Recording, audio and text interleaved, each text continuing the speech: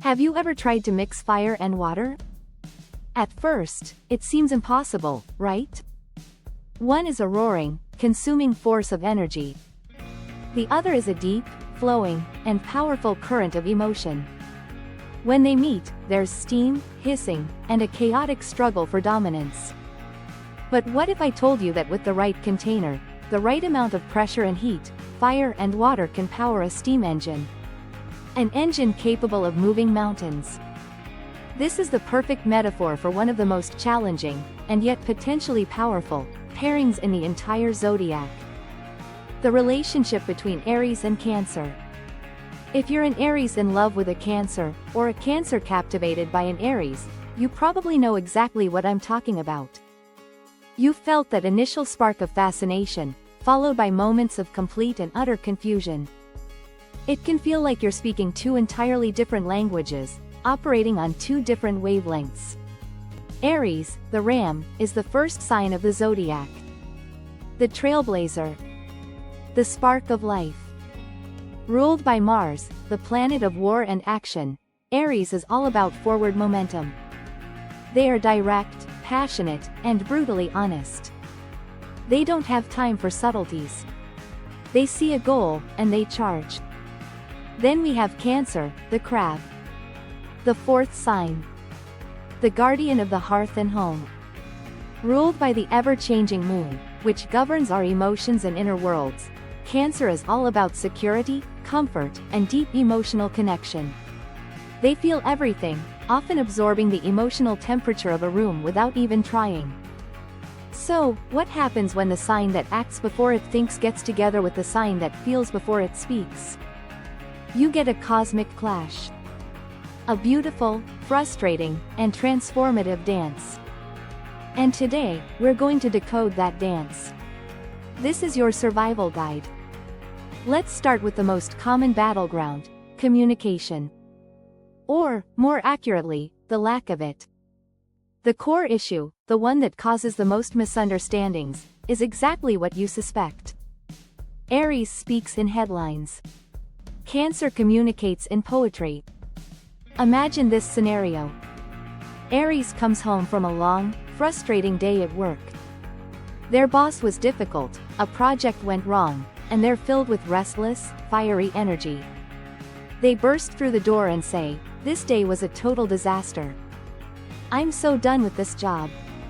I might just quit tomorrow." To Aries, this is just venting. It's a raw, unfiltered expression of their momentary frustration. They're letting off steam.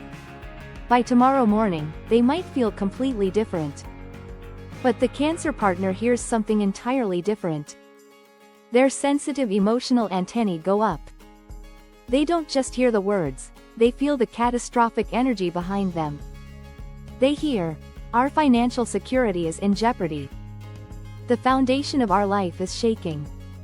My partner is deeply unhappy, and our future is uncertain." Panic sets in. But does Cancer say this out loud? Rarely. Instead, they retreat into their shell to process this overwhelming wave of emotion. They might become quiet, distant. They might start tidying up obsessively or busying themselves in the kitchen. Aries, having let off their steam, now feels a bit better. They look over and see their Cancer partner silently washing dishes with a tense look on their face. Confused, Aries asks, "What's wrong with you?" This, to a Cancer, is like pouring gasoline on the emotional fire. The phrase, "What's wrong with you?" implies they are the problem. Cancer might respond with a sigh, or a quiet, "Nothing," and this is where Aries' patience runs out. "Nothing? You're clearly upset about something. Just tell me what it is." This direct demand for information feels like an interrogation to Cancer. They don't feel safe enough to share their vulnerable fears, especially when the Aries energy feels so aggressive and impatient. They needed gentle reassurance. They needed someone to say, "That sounds like a really hard day. Let's talk about it." Instead, they got a demand for a logical explanation of their feelings, which they can't even articulate yet. So Cancer retreats further, and Aries gets more frustrated by the silent treatment, They are officially speaking different languages. Aries is speaking Martian, the language of action and directness. Cancer is speaking lunar, the language of feelings and intuition. This isn't about one person being right and the other being wrong. It's about two fundamentally different operating systems trying to run the same program. Aries' directness is not meant to be cruel. It's a function of their nature. They value truth and speed above all else. To them, beating around the bush is a form of dishonesty. It's inefficient. When they love someone, they want to solve the problem now. Cancer's indirectness isn't meant to be manipulative. It's a self-preservation mechanism. Their feelings are so tender, so raw, that they must test the waters before they reveal their soft underbelly. They communicate sideways, like a crab, because a direct confrontation feels terrifyingly unsafe. They are gauging the emotional climate, waiting for a sign that it's safe to be vulnerable. So, how do you bridge this gap? This is the first and most critical step in the survival guide. The work starts with both partners. Let's start with you, Aries. Your mission, should you choose to accept it, is to learn the art of the pause. Before you speak, especially when you're emotional, take one single breath. In that breath, ask yourself, how will this land on my sensitive partner?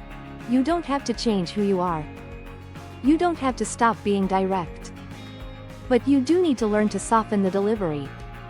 Instead of saying, why are you being so quiet? Try, I notice you seem a little down. Is everything okay? I'm here if you want to talk. The words are different, but more importantly, the energy is different. It's an invitation, not a demand.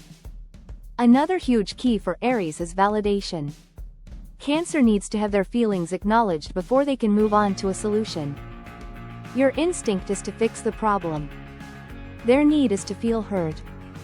So when your Cancer partner is upset, resist the urge to immediately offer solutions. Start with phrases like, that sounds really difficult, or, I can see why you would feel that way, or the magic words, tell me more about it.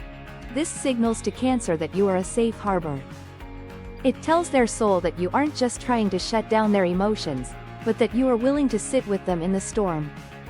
Once Cancer feels heard, they are surprisingly resilient. They can then engage with your problem-solving side. But you have to validate before you solve. Every single time. Now, Cancer, it's your turn. Your journey is just as important, but it's about moving in the opposite direction.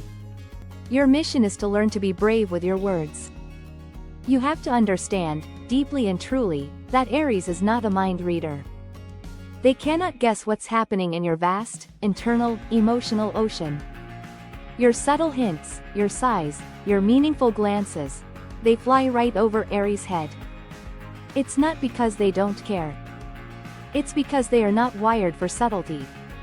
You need to use your words. It will feel vulnerable. It will feel scary. But it is the only way to be truly understood by your ram. Instead of retreating into silence when your feelings are hurt, you must learn to say, hey, when you said that earlier, it made me feel a little sad. Notice the framing. It's a gentle, non-accusatory I statement. You aren't saying, you were mean. You are saying, this is how I felt. This is a language Aries can actually understand. It's still direct, but it's personal. An Aries who loves you does not want to hurt you. When you calmly state that their actions had a negative impact, their protective instincts often kick in. You also have to give Aries the benefit of the doubt. Their bluntness is almost never as personal as it feels. They are like a child who blurts out the truth without thinking. It's unfiltered, not malicious. When they vent about their job, learn to ask a clarifying question before you internalize the fear. Say something like, wow, that sounds intense. Are you just letting off steam, or are you seriously thinking about making a change? This gives them a chance to explain their true intention, and it saves you hours of silent worrying. It's about meeting in the middle. Aries learns to soften, and Cancer learns to speak up. But the communication clash is just the beginning. The next major hurdle is their fundamental difference in pacing and needs. Aries is all about independence. They need freedom. They need to be able to chase their impulses, to start new projects, to have their own adventures. Too much closeness can make them feel trapped or suffocated. Cancer, on the other hand, is all about togetherness. They crave security, consistency, and a deep, emotional merger with their partner. They want to build a cozy nest, a safe world for just the two of them.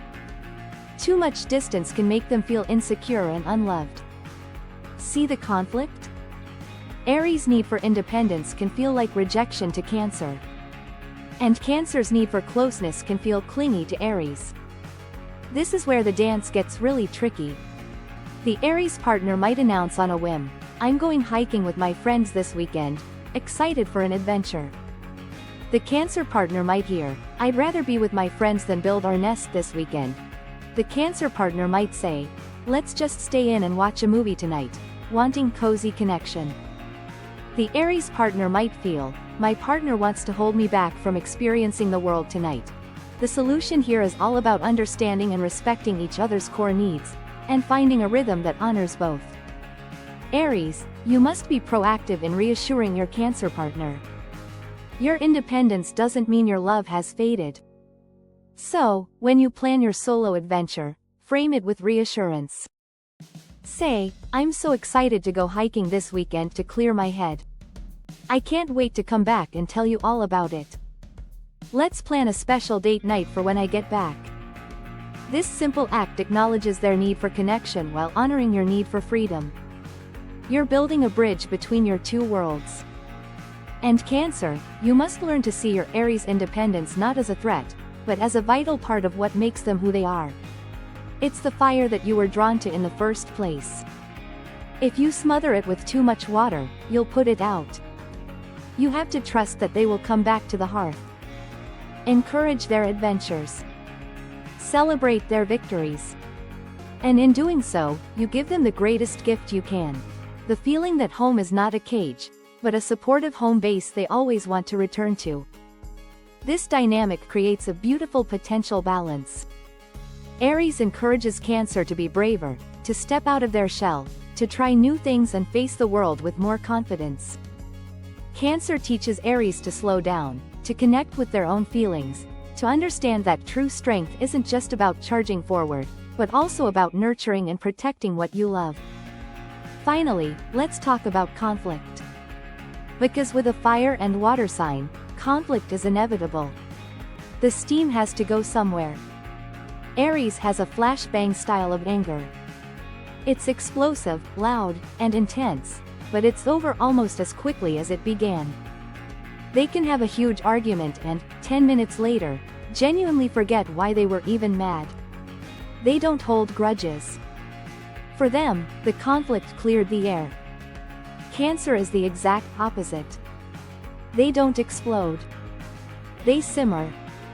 They absorb the hurtful words, and those words can echo in their minds for days, weeks, or even longer. They are the keepers of emotional memory. They remember every fight, every harsh word, every moment of perceived neglect. This is the most dangerous dynamic in the relationship. Aries, thinking the fight is over, will try to move on. Cancer, still nursing their wounds, will be unable to. This leads to the classic scenario where, weeks after an argument, Cancer will bring up something Aries said in the heat of the moment. Aries will be completely bewildered. "What? We're still talking about that? I thought we were fine?" To them, it feels like Cancer is unfairly holding the past against them. To Cancer, it feels like Aries has no remorse for the pain they caused. The survival guide for conflict is crucial. Aries, your words have more weight than you realize. In a fight, you must learn restraint. The things you say in a moment of anger are not easily forgotten by your Cancer partner. They will be stored in their emotional archive. And after a fight, even if you feel it's over, you must circle back with a genuine apology. Not just a quick, "sorry," but a real, "I'm sorry I raised my voice. I was frustrated, but I shouldn't have said what I said. Your feelings are important to me. This act of repair is vital for Cancer's sense of security. Cancer. You must learn the art of forgiveness, and the bravery of addressing issues in the moment. Holding onto hurt is like drinking poison and expecting the other person to get sick. It only hurts you. When an Aries apologizes, you have to believe them and let it go.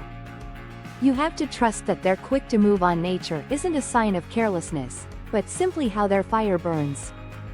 If something is still bothering you hours or a day later, you have to bring it up then.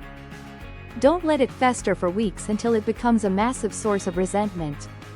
Say, I know we moved on, but I'm still feeling a bit hurt by what happened yesterday. Can we talk about it for a minute? This is terrifying for a Cancer, but it's an act of profound love for the relationship. So, is it worth it? All this work, all this translation, all this effort? Absolutely.